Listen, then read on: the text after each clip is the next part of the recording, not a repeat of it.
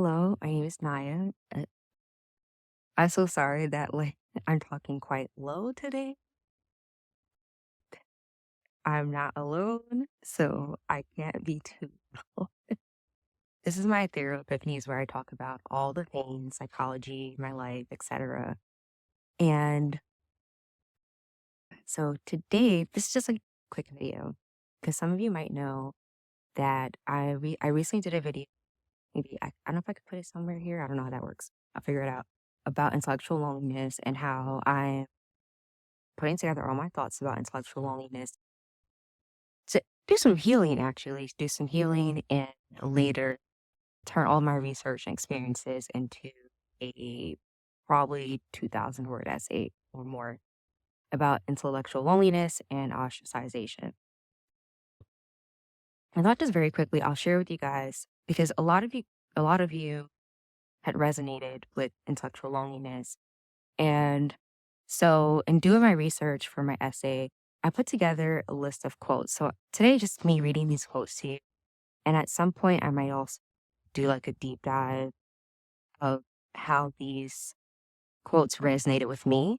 So, just for now, I'll read them to you. And let's see if I can not use my finger today because it's really cold.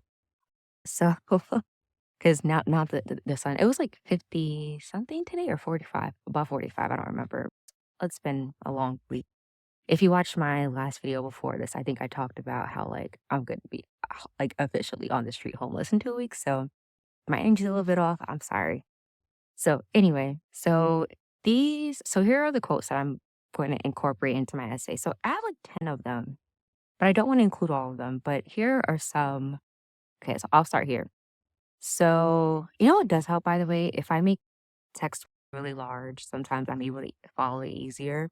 And also, there's some fonts for dyslexic people that I have found pretty helpful too. But anyway, so this quote is by Eleanor Roosevelt, and it's great minds discuss ideas, average minds discuss events, small minds discuss people. And so, my notes on this quote when I first, so by the way, so all these quotes, what I have done is that I've deconstruct, deconstructed it into one sentence of what is my understanding of it. So for this quote, my thought process behind it is that it's saying that it's minds that are strong and are intelligent have conversations that are constructive and of substance and relevancy. That's my take on that. The next one is by Albert Einstein, and it's great spirits have always encountered violent opposition from mediocre minds. Yeah, that's very true. By this quote, I feel like Einstein was saying that people that are innovative and think out of the box and think differently and are polymaths and there's another word I can't think of right now, but oh yeah, I have it written down here. Duh. People that are visionaries, people that are visionaries and originals, all the words that people that are mediocre are upset by their presence and by their intellect and by their minds. So, yeah, that's my take on that. That's how I see that quote. Okay, the next one is never argue with stupid people. They will drag you down to their level and then beat you with experience. So this is something that I had to learn. Like actually, all these quotes, I have so many. I could probably do a 2-minute video on each one of these quotes of how it in it has relevance to my life. So that one was by Mark Twain, and my take on that quote is that there's no point. Like if you know that someone has no interest in the subject or they are not open minded, it's quite like futile to have that conversation with them. It's mundane, it's a waste of time. You're just better off. smiling and nodding and saving your time and energy because I wish I would have learned that when I was much younger. That when someone there's a saying, some people are dedicated to misunderstanding, or they're dedicated to misunderstanding you. And I think that definitely applies to people with small minds that sometimes they're so dedicated to not hearing you and not understanding things, and they're so stuck in their ways that it'll be a waste of your time and energy to I mean, you can't convince them of anything else. You ever met someone like that, you just can't convince them of anything else? You know, I think I gave this example once, but you can say to them, "The sky is blue because of X, Y, and Z," and they'll be like, "No, the sky's not even blue. It's not even blue. What are you talking about? It's never blue." And you're like, "The sky's always blue." I've come across people that not like that would say those type of things, but in that realm. So yeah, it's not a good idea to stick around those type of people and to argue with them and to try to reason with someone who is unreasonable. So that's my take on that. This one I like. It's a little bit more on the positive side, I guess. A lot of these are kind of negative. I mean, but it's not a very positive subject, I guess. But anyway, so this one's by Socrates. It's smart people learn from everything and everyone. Average people from their experiences. Stupid people already have all the answers. I mean, that one just kind of lays it out itself, right?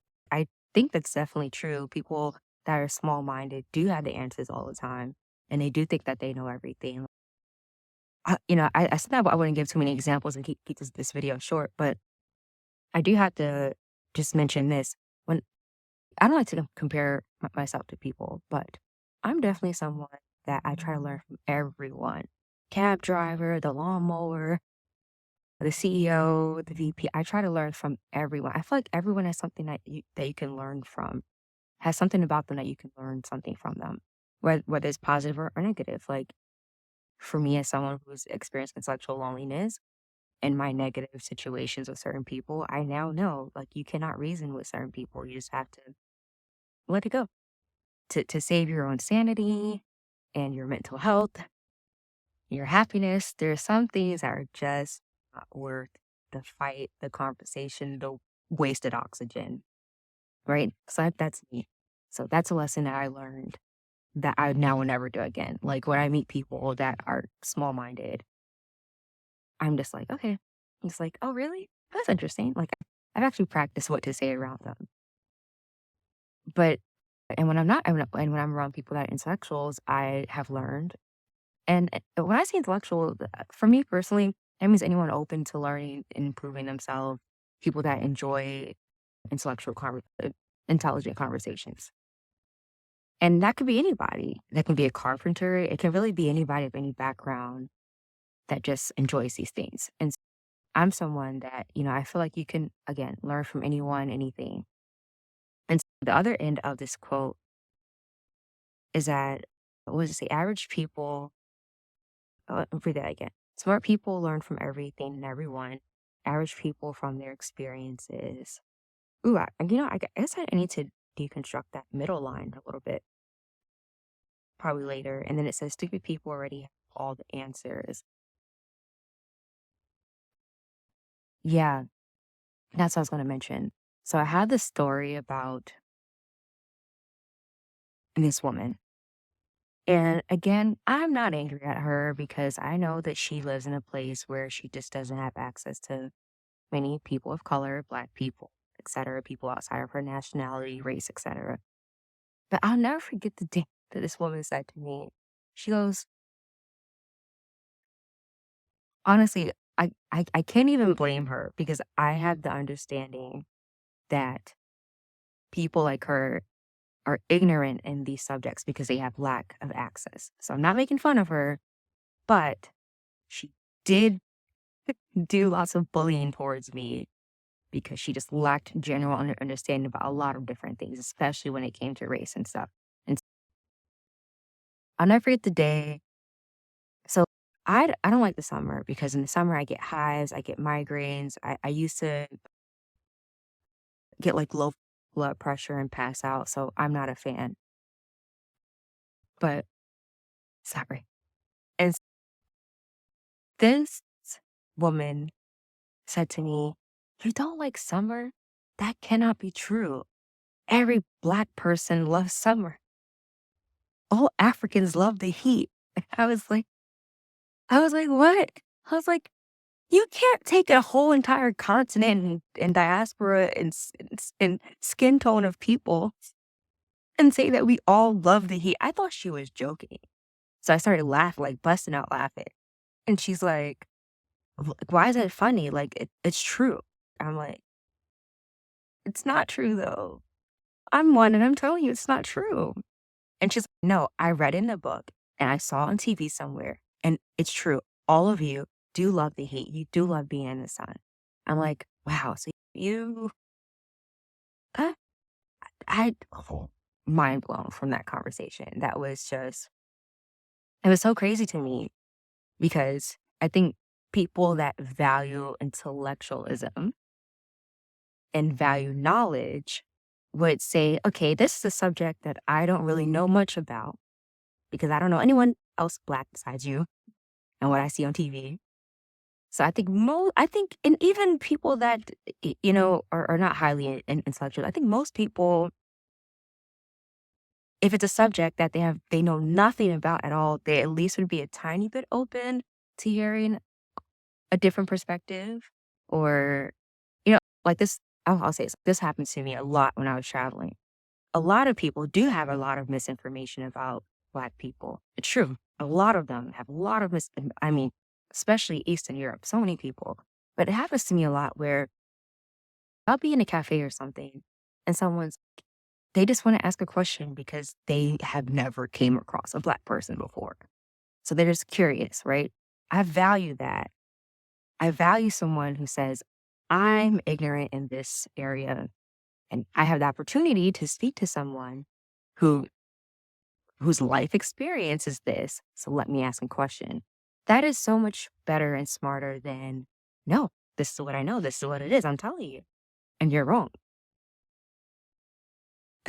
That was, probably like most of my stories on this channel are going to be about that person because I was around them all the time. So now do you see why I was going through intellectual loneliness? Can you imagine that? Someone just completely telling you an entire diaspora continent of people all love the sun and the heat. Regardless of me saying, "Hey, no, I get migraines," and, I actually have a video of me nearly passing out. No, this is after I passed out in Greece from the heat. And this person being like, "No, all of you like it. You love the sun. What Black person doesn't love the sun and the heat?" Yeah. Sorry. I have, the more I'm talking, the more I'm thinking about all these different situations that have happened. And I'm only supposed to be reading you quote.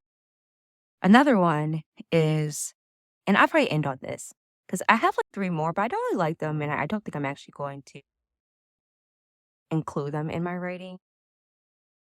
But this one here,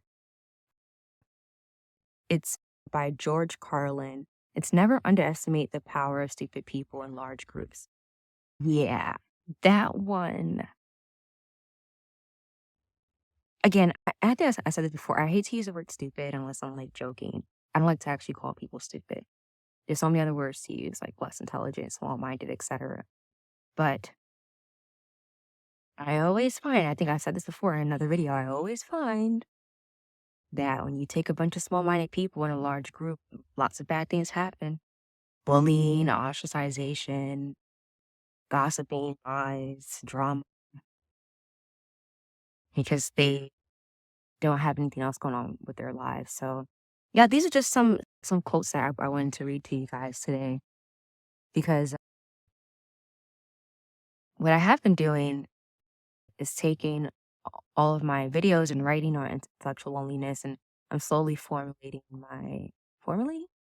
constructing my long form essay on the matter. And as I said before, I like to always include like research and quotes and things like that. And I think like each one of these quotes might be their own paragraph because what I like to do in my writing is pair like research with real life experiences and then also give my take on them.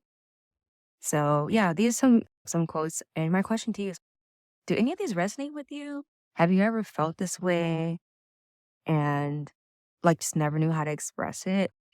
By the way, now I use these quotes to express myself because it was actually I was on a conference call with the former work colleague, and we were talking about my experience, and they're the one who taught me about the one by Eleanor Roosevelt, which is great minds discuss ideas, average minds discuss events, small minds discuss people.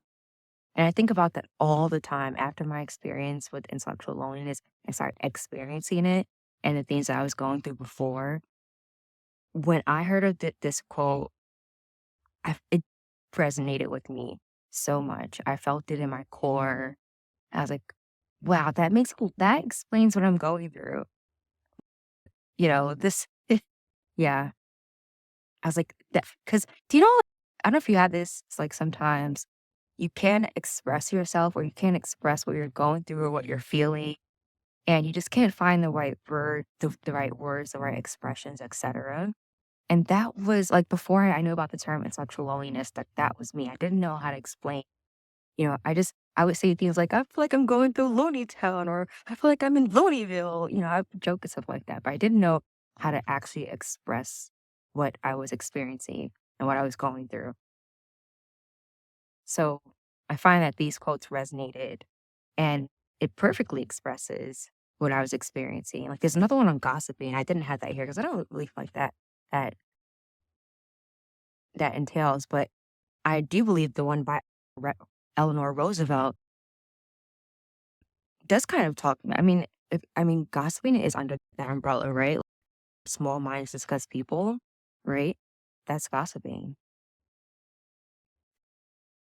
Yeah, I'm glad that I had the right words now to express myself and what I was going through and what I'm feeling and my experiences. And yeah, so I don't know. Let me know if any of these quotes resonated with you or if it now will help you express something that you've been going through under the umbrella of intellectual loneliness and intellectualism. Also, have you heard these before? Because a lot of these I didn't hear before until someone told them to me, and then, or at least I think two of these someone said to me. The one by Albert Einstein and Eleanor Roosevelt, and then I looked up the rest, but I had never heard of these before until that person had told me about. But yeah. Anyway, my toes are freezing. It's really cold. I've been out here for over an hour and a half now. But yeah, I wanted to share these quotes with you. And that's it, because I'm cold. And yeah. So anyway, have a good day, evening, night, wherever you are. I hope you're staying warm, well, and positive and doing okay in these tough times in America. If you're not in America, wherever you are, I hope you're doing okay. Yeah. There's so much unkindness in the world. The least you can do is wish well for others, right? And I always believe that when you wish well for others, when you do good to others, and it comes back to you, you know? Yeah. I think another video, sorry, because the sunset is like really interesting right now. Oh, I'm so sorry. Wow, my toes are like frozen. Oh, jeez. Okay. Yeah. Sorry. That was the deer. The deer knew to run past and don't stay here because the person I'm staying with will yell at them. But yeah, anyway, sorry. My toes are like freezing. I'm surprised I don't have like frostbite or something like that. But yeah, anyway, have a good day, evening, night, wherever you are. And I'll post another video soon. Oh, and please don't forget to comment and subscribe. Thank 31 of you or 32 of you that are subscribed. If you are returning and you're seeing this video, thank you for being here. If you're new, thank you for being here. Welcome to the journey of Naya and Naya's Ethereal Epiphanies. But yeah, anyway, that's it. Have a great day, evening, night, wherever you are, and talk soon. Bye.